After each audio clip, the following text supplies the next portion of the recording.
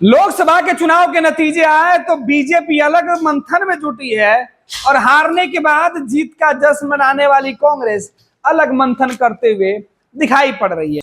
लेकिन इस मंथन के बीच बिहार कांग्रेस 9 सीटों पर चुनाव लड़कर 3 सीटें जीतकर 6 सीटें हार गई है, वो भी मंथन की बातें कर रही है। इधर मंथन तो हर दल हर गठबंधन में हो रहा है, लेकिन कांग्रेस पार्टी के अंदर मंथन जब भी होता है तो विवाद अपनों पर ही आ जाता है। चुनाव हारने वाले पार्टी के अंदर कांग्रेस के कार्यकर्ताओं पर दोष मढ़ देते हैं कि वो सपोर्ट नहीं किए। इधर चुनाव में हारने वाले उम्मीदवार ये आरोप लगाते हैं तो कार्यकर्ता कहते हैं कि जो चुनाव लड़ने जाते हैं वो अपने मन के मालिक होते हैं, कार्यकर्ताओं की बात सुनते कहाँ हैं। ऐसे में उदाहरण के तौर पे आपको भागलपुर लेके चलते हैं। भागलपुर लोकसभा सीट से कांग्रेस के विधायक अजीत शर्मा चुनाव लड़ रहे थे। अजीत शर्मा चुनाव के दौरान जिस तरीके के बयान दे रहे थे, कांग्रेस कार्यकर्ताओं को बिल्कुल नजरअंदाज कर रहे थे। कांग्रेस कार्यकर्ता यहां तक कि जिला अध्यक्ष भी अजीत शर्मा से नाराज थे। कहा कि मनमर्जी मनमौजी करने वाले विधायक को सांसदी लड़ाने का फैसला पार्टी ने किया है। सांसद बनेंगे तो क्या करेंगे जो अभी ये सीधे मुंह से बात नहीं कर रहे हैं। विधायक जी पूरे तेवर में होते थे, अपने लोगों से बात नहीं करते थे और सपने में चुनाव जीतने की कहानी बयां करते थे। नतीजा जब सामने आया तो चुनाव हार गए और हार का ठिकरा विधायक जी यानी अजीत शर्मा अपने ही पार्टी के अंदर भीतरघात, अपने ही पार्टी के अंदर जो है वो एक दूसरे पर मनमुटाव और एक दूसरे की शिकायतों से भरे हुए बयानों से सामने आई।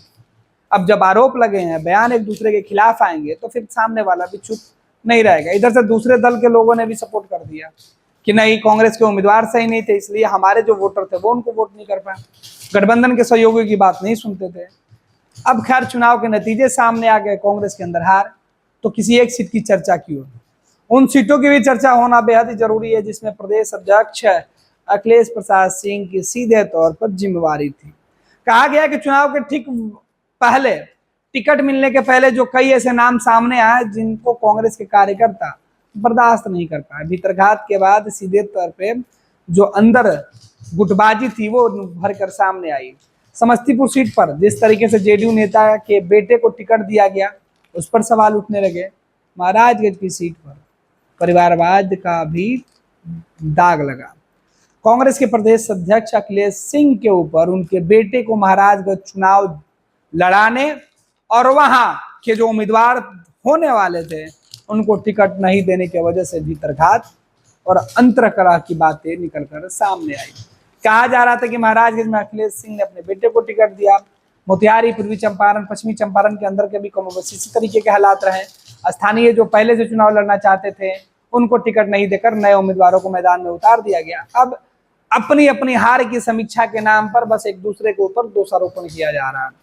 अब सवाल यह है कि दोषारोपण करने से क्या कांग्रेस के अंदर जो ताकत कमजोर हुई है वो फिर से बहाल होगी? फिलहाल कांग्रेस पार्टी के नतीजे इस बार राहत वाले हैं। पार्टी आलाकमान कांग्रेस के बिहार में हुए प्रदर्शन से पहले से थोड़ी सी खुश जरूर होगी। 9 में से 3 सीटें जीते, स्ट्राइक रेट अच्छा था। राष्ट्रीय जनता दल से तो अच्छा ही था, 23 में से मात्र 4 सीटें, तो ये बेहतर था। 26 सीटें मोटा मोटी राष्ट्रीय जनता दल ने लड़ी है मुकेश सहनी के साथ। अब नतीजे 4 सीटों पर, कई सीटों पर हार राष्ट्रीय जनता दल के अपने फैसले की वजह से हुई है, कई सीटों पर हार उनके सहयोगियों का साथ नहीं मिलने की वजह से। फिलहाल जिस तरीके की चर्चा की जा रही है महाराजगंज, पूर्वी चंपारण, पश्चिमी चंपारण, समस्तीपुर की सीटों को लेकर, भागलपुर की सीट को लेकर, पटना के अंदर की सीट को लेकर कि पटना में भी हार के पीछे का रीजन परिवारवाद का ही कहीं ना कहीं दाग रहा। इन तमाम तरीके के कयासों के बीच कांग्रेस में एक दूसरे के ऊपर जो है टिक्का टिप्पणी जारी है। अब देखना है कि फैसले कब होते हैं और फैसले में क्या होता है।